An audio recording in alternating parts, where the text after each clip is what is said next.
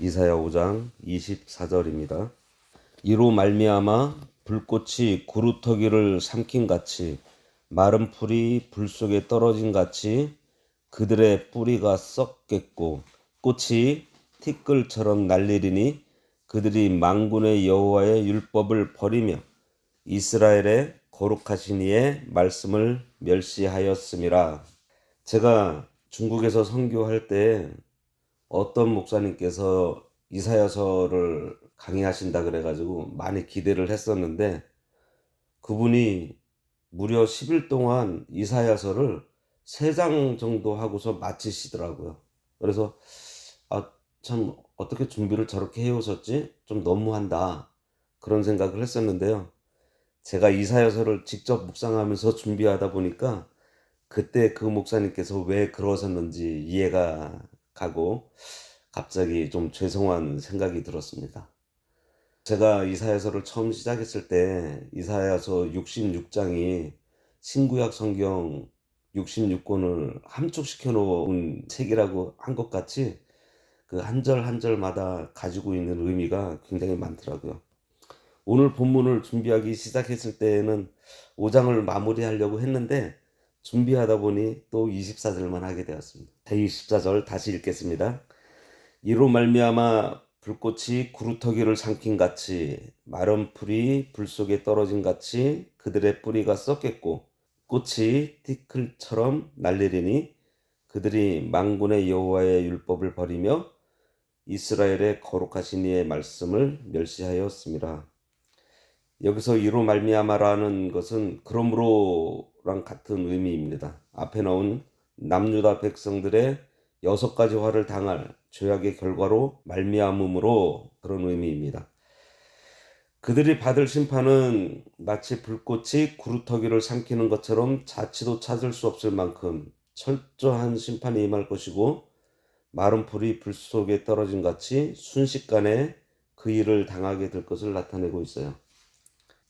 불꽃이 구루터기를 삼킨 같이 마른 풀이 불 속에 떨어진 같이, 이렇게 비슷한 의미의 말씀을 반복해서 쓴 이유는 반드시 그렇게 될 것을 강조하고 있는 것입니다. 일반적으로 나무나 풀이 다 타고 나면은 그루터기는 남아있지 싶은데 그루터기조차 다 타버릴 것을 말씀하세요. 무슨 말이죠? 하나님을 떠나 하나님을 의지하지 않고 우상 섬기며 자기 마음대로 교만하고 세상에 취해 살며 불의를 행하면 완전히 망하게 된다는 것입니다. 제가 얼마 전에 어떤 영상을 봤는데요. 그 산에서 구루터기를 없애려고 구루터기에다 불을 지르면은 이 구루터기가요 계속 타면서 저 뿌리까지 땅속까지 타 들어간다 그럽니다. 그러면서 산불의 원인이 된대요. 그래서 구루터기에 불이 붙으면은 완전히 타버린대요. 저 뿌리까지. 완전한 멸망을 얘기를 하고 있는 거예요. 또 마른 풀이 불 속에 떨어진 같이라고 했는데, 마른 풀은 불 속에 떨어지는 즉시가 아니라 떨어지는 동안에 아예 그냥 타버립니다. 이와 같이 하나님의 심판은 맹렬하고 신속하여서 심판받는 이스라엘은 결국은 허무한 존재가 되어버린다라는 거예요. 결국 그들은 심판을 견디지 못하게 될 것이고, 그들이 지금 꽃핀 것과 같은 화려한 생활을 하지만 결국에 뿌리까지 다 썩어버릴 것이고 순식간에 그 일을 당할 것을 얘기하고 있어요. 그렇게 되는 것은 그들이 여호와의 율법을 버렸고 하나님의 말씀을 멸시했기 때문이라고 했습니다.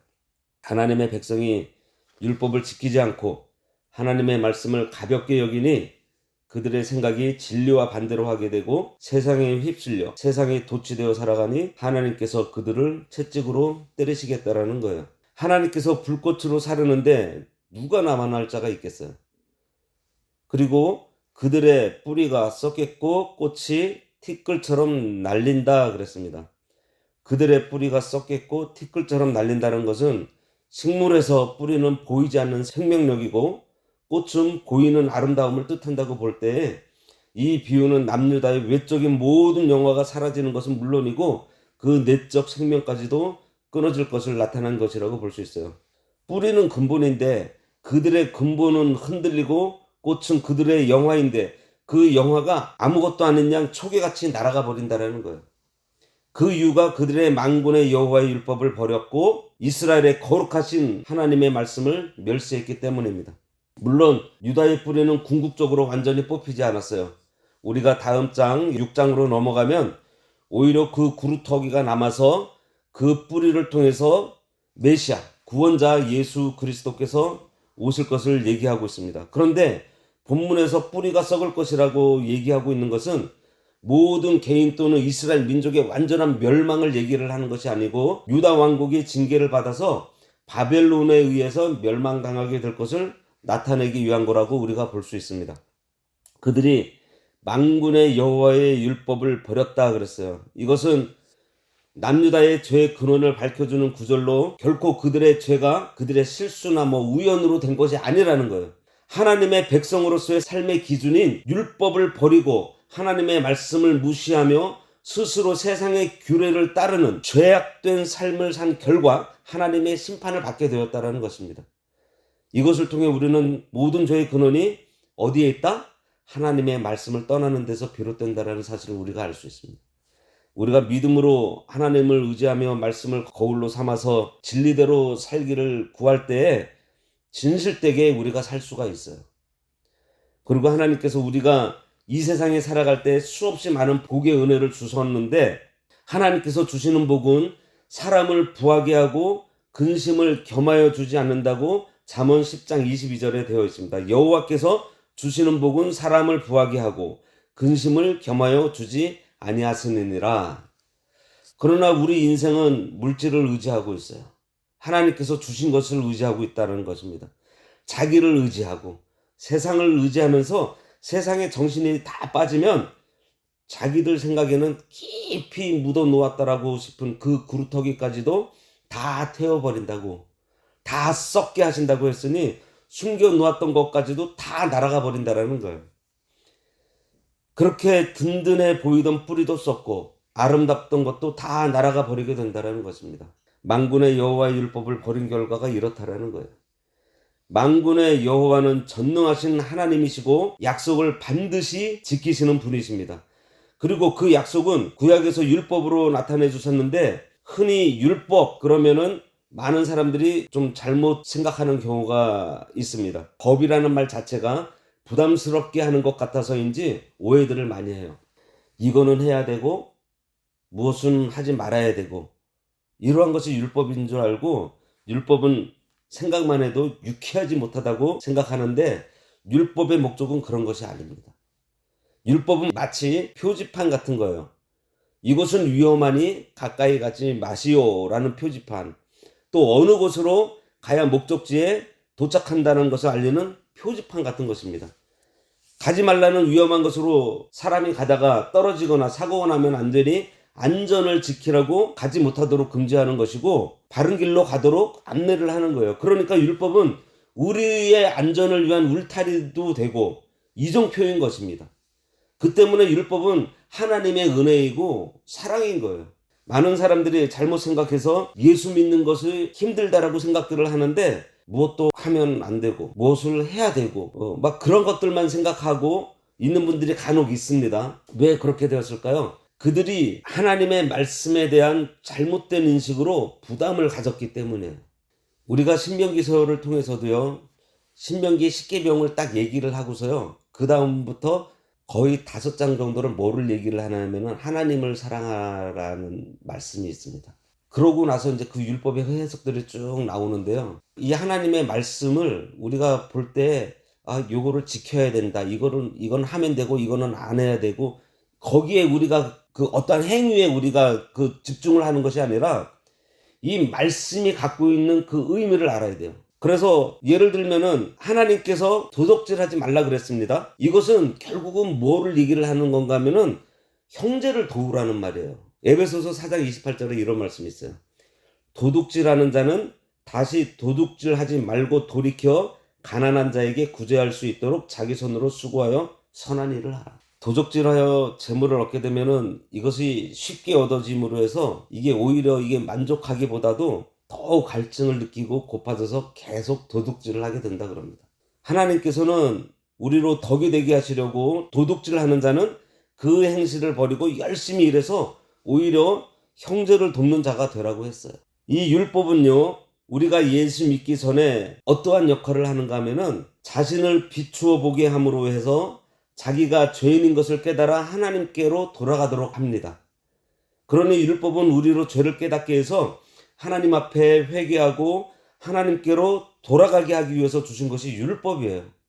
그리고 예수님을 믿고 난 후에 율법은 하나님을 기쁘시게 하는 최소한의 표준을 우리들한테 제시를 해줘요. 우리가 율법을 행했다고 해서 잘했다고 하지 않잖아요. 왜냐면 당연히 해야 할 일을 했기 때문이에요. 예를 들면은 운전하고 있다가 우리가 이정표대로 여기는 낭떠러지니까 이쪽으로 가지 마십시오 있으면 안 가면은 그거 갖고 우리가 칭찬 받나요? 저쪽으로 가면은 부산으로 간다 그래서 그것을 그 이정표대로 따라갔다고 우리가 칭찬을 받나요? 당연히 그냥 가는 거지 않습니까? 바로 율법이 그런 거예요.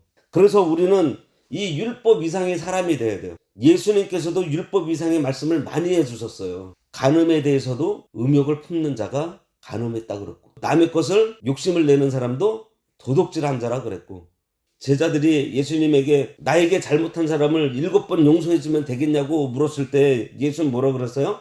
70번씩 7번이라도 용서해주라고. 이 말은 490번만 용서해주라는 얘기가 아니잖아요. 그가 회개하거든 얼마든지 용서하라는 것입니다. 그런 심정이 곧 하나님의 심정이고 율법이 우리들에게 제시해주는 게 그러한 것들이에요.